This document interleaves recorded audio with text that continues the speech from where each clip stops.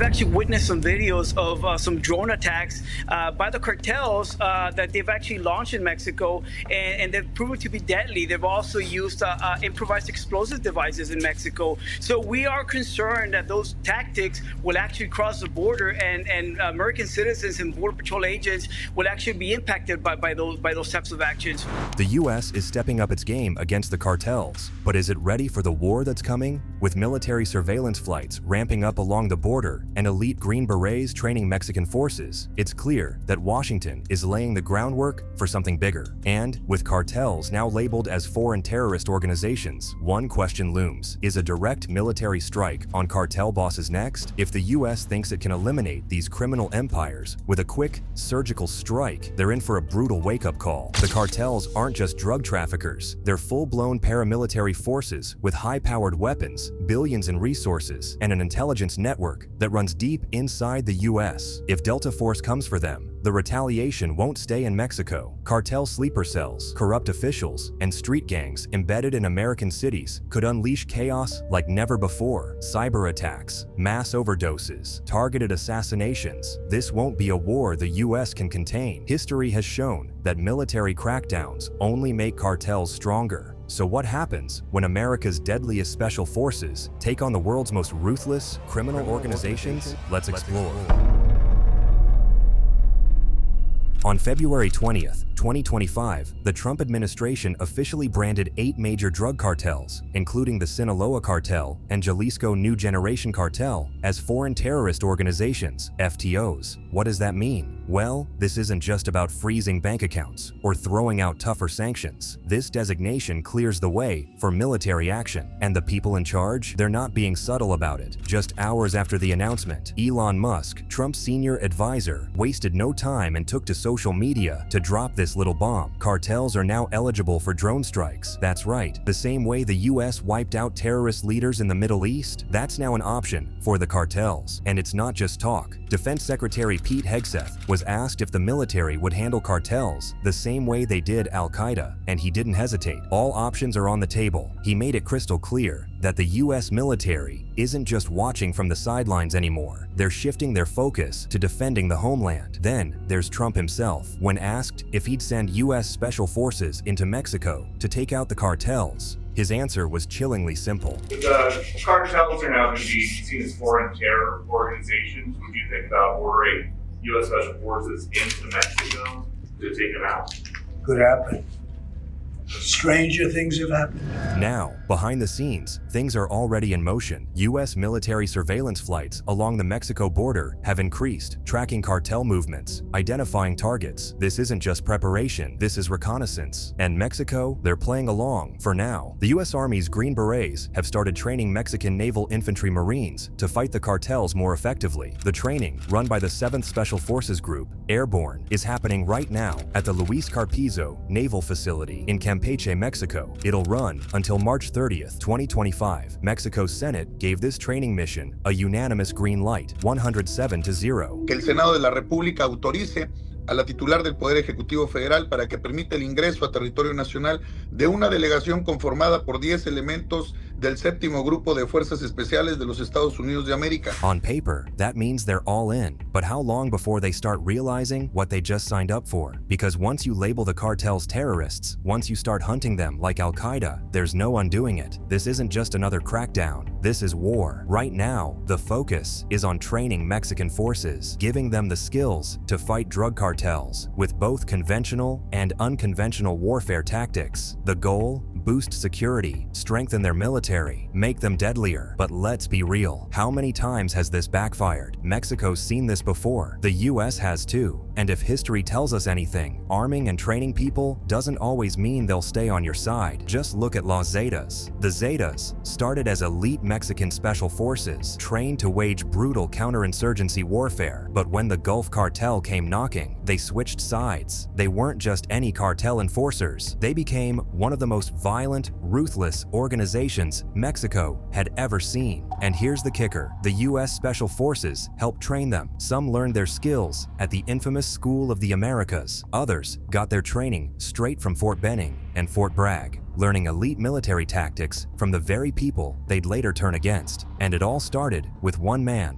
Arturo Guzman de Sena, aka Z1. This guy took everything he learned, counterinsurgency, unconventional warfare, tactical combat, and built Los Zetas, a cartel that didn't just compete with rivals, they terrorized them. Unlike the older cartels, the Zetas didn't rely on bribes or backroom deals to get their way. They ruled through fear. They didn't just kill their enemies, they butchered them. Massacres, torture, bodies strung up in public as warnings. And here's the real problem. Once they set that new standard of brutality, there was no turning back. The violence in Mexico escalated to levels no one had seen before. Other cartels had to adapt or be wiped out, so they started copying the Zetas' tactics. The result? Even more horrific violence, flaying, sequestration, public executions, all designed to strike fear into anyone who stood in their way. But here's the real twist. Los Zetas weren't the last cartel to get US military training. The Jalisco New Generation Cartel, CJNG, another paramilitary-style cartel known for its unmatched brutality, has also been training its recruits using US Special Forces. In a 2019 interview on Telemundo, a former CJNG soldier casually admitted that at their training camp, they had elite Marines, United States Navy, and even Delta forces teaching them. And who's sitting at the top of this blood-soaked empire? Nemesio Oseguera Cervantes, aka El Mencho. CJNG came out of a cartel split in 2009 when the Milenio cartel fractured into two factions, La Resistencia and CJNG. But CJNG didn't just outlast its rival, it wiped them off the map and took control of Milenio's entire smuggling network. And they didn't waste time. In just 6 months, CJNG went from a splinter group to a cartel with reach from coast to coast. By 2012, they were one of the most powerful and feared criminal organizations in Mexico. And as they rose, so did the body count. Homicides, kidnappings, and mass graves started appearing all over Jalisco. By 2018, CJNG was running over 100 meth labs across Mexico. Their drug empire was worth billions. $8 billion from cocaine, $4.6 billion from crystal meth. And those numbers, they just keep climbing. But what makes them truly terrifying is that they're not just a cartel, they're an army. CJNG is heavily militarized, more violent than its competition, and absolutely ruthless. They have a special operations unit, trained for warfare and strategic assassinations. Their Hitman program, brutal, efficient, professional. And if you've heard the name Zeta Killers, that's them. CJNG declared war on Los Zetas, and they didn't just want to defeat them, they wanted to outdo them. CJNG matched them in bloodshed and took it even further. They turned entire cities into slaughterhouses, leaving mutilated bodies in the streets as warnings.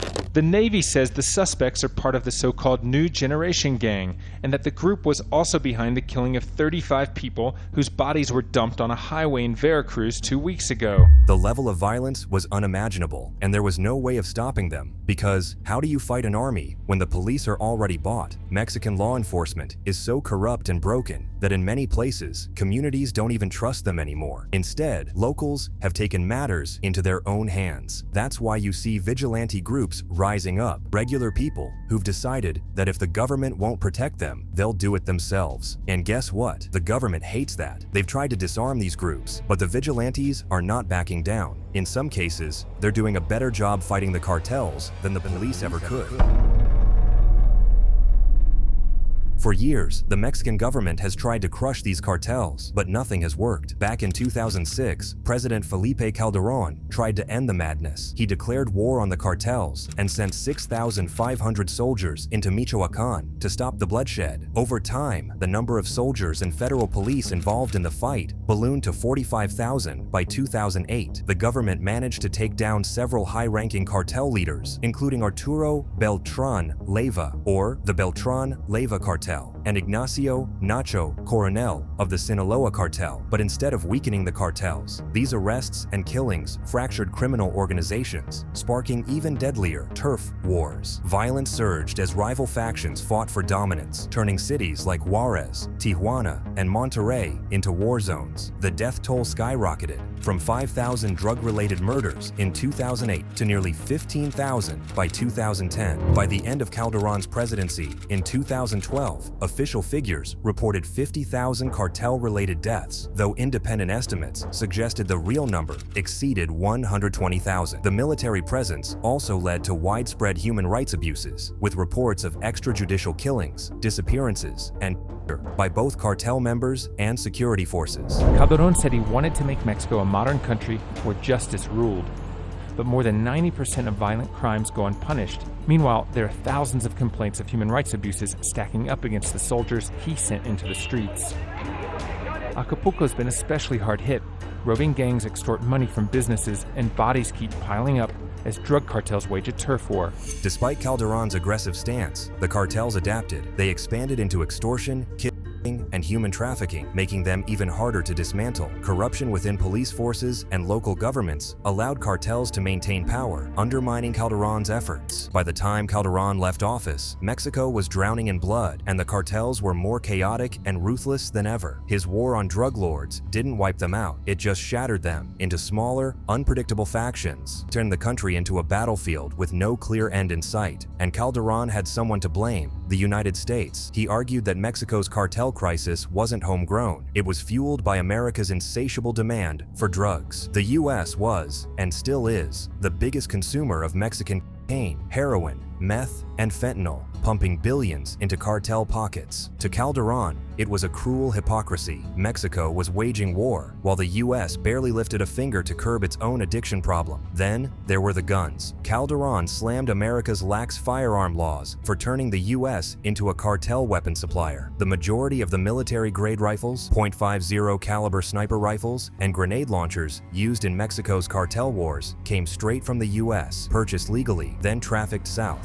One of the most damning cases was Operation Fast and Furious from 2006 to 2011, when the ATF let thousands of guns slip into cartel hands, hoping to track them. Instead, those weapons fueled across Mexico. When Enrique Peña Nieto took office in 2012, he called Calderon's military-heavy strategy a complete failure. But despite his criticism, Peña Nieto ended up following the same blueprint. His forces kept targeting top cartel bosses, hoping that taking out leadership would weaken the organizations. It didn't. The killings and arrests only created power vacuums, igniting even bloodier fights as rivals battled for control. New groups emerged, old enemies expanded into abandoned territories, and the violence spiraled out of control. And when the cartels felt backed into a corner, they fought back harder. Politicians, prosecutors, and officials became walking targets. Entire local governments were bullied into silence. But if there's one moment that perfectly captures how far cartels will go when threatened, it's October 2019. The Mexican government tried to arrest El Chapo's son, Ovidio Guzman Lopez. The Sinaloa cartel's response? A citywide siege. They didn't just push back, they brought an entire city to its knees. Cartel gunmen blocked roads, torched cars, and stormed the streets with over 700 heavily armed fighters. They rolled in with armored trucks, machine guns, and even rocket launchers,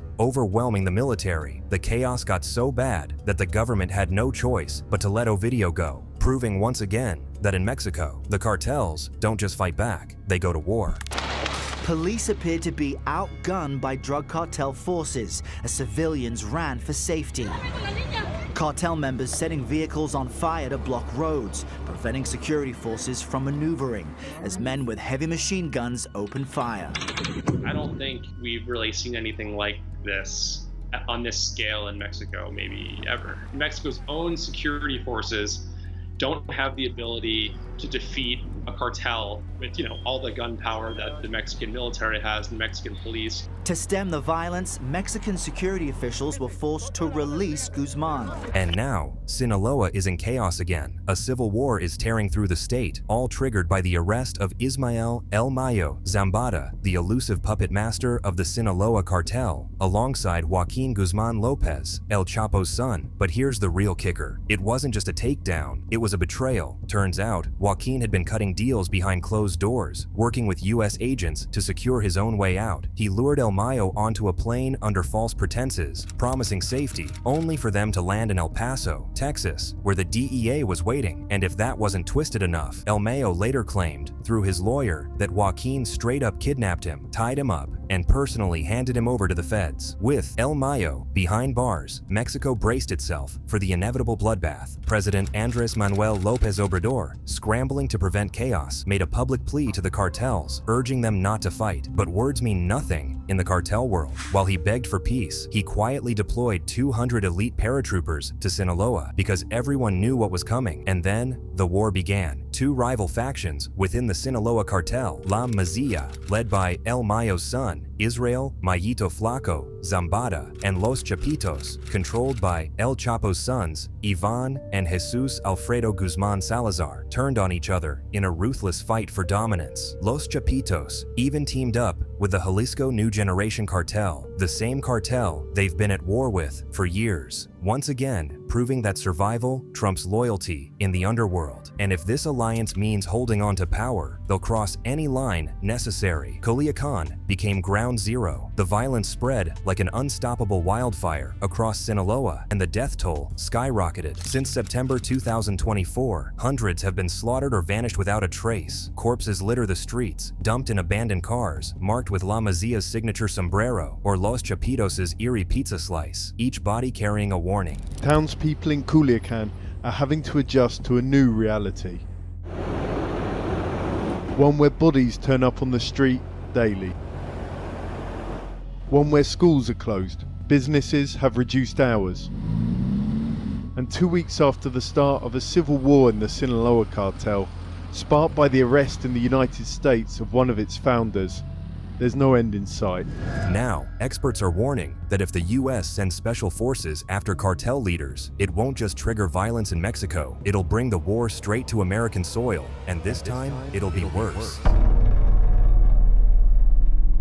For years, cartels like Sinaloa, CJNG, and the Gulf Cartel haven't just been running drugs into the US. They've set up shop, embedding themselves deep inside American cities. Los Angeles, Houston, Chicago, Atlanta. These aren't just drug hotspots. They're full-blown cartel strongholds. They control entire supply chains, working with local gangs to flood the streets with fentanyl, meth, heroin, and cocaine. They're also growing marijuana in Northern California. We were absolutely fascinated by not only the control that these cartels have, but also what they did just to local communities. We interviewed firefighters who actually told us that there's areas up in Northern California that they don't respond to 911 calls because it's all cartel related, heavily armed folks. And they're not just dealing drugs. They're cleaning their dirty money through seemingly legitimate businesses, restaurants, car dealerships, construction firms, all hiding in plain sight. These cartels aren't just ruthless, they're calculated. They've built a vast intelligence network inside the US, bribing law enforcement, flipping federal agents, and even recruiting former military operatives. They know who's watching, they know how to disappear, and most importantly, they know how to strike back. If the US comes for them with military force, they won't just take the hit, they'll retaliate, and they won't just target Mexico, they'll bring the chaos home. The same brutal tactics they use in cartel wars, assassinations, mass killings, bombings, could spill into American streets, law enforcement buildings, government officials, politicians, civilians. Nothing would be off limits, but they don't even need bullets to cause destruction. Cartels have already turned fentanyl into a weapon, and if a war breaks out, they could push even more of it into American cities. Worse, they could spike street drugs with deadlier chemicals, turning mass overdoses into a form of warfare. And it doesn't stop there. Cartels are evolving. They've stepped into cybercrime, using stolen data to track targets, hack systems, and infiltrate government networks. If they can't outgun US forces, they'll outmaneuver them digitally. Imagine the chaos if a cartel-linked cyber attack took down an entire city's police system, crippled emergency services, or compromised government databases. Now, add in waves of street violence from cartel-backed gangs. Sending special forces into Mexico might sound like a power move, but history has already proven one thing: military crackdowns don't kill cartels. They only make them more ruthless, more innovative, and more determined to survive. And if the US learned anything from Afghanistan, it's that bombing drug labs is like cutting weeds at the surface. It might slow things down for a minute, but as long as the money keeps flowing, the problem won't go away. The Taliban kept producing opium despite decades of military action, and the cartels, they're just as relentless, if not more. But here's the real problem. Sending US troops into Mexico wouldn't just spark a war with the cartels. It could trigger a diplomatic disaster. No Mexican president, regardless of political affiliation, wants to be seen as letting Washington call the shots on their turf. Claudia Sheinbaum made that crystal clear on January 21st, straight up rejecting the idea of US military involvement. Mexico, she said, will handle its own problems. And she's not alone. A December 2024 poll from El País showed that nearly 60% of Mexicans don't want American troops fighting crime on their soil. So what happens if Trump moves forward anyway? If the US launches an operation without Mexico's approval, it's going in blind.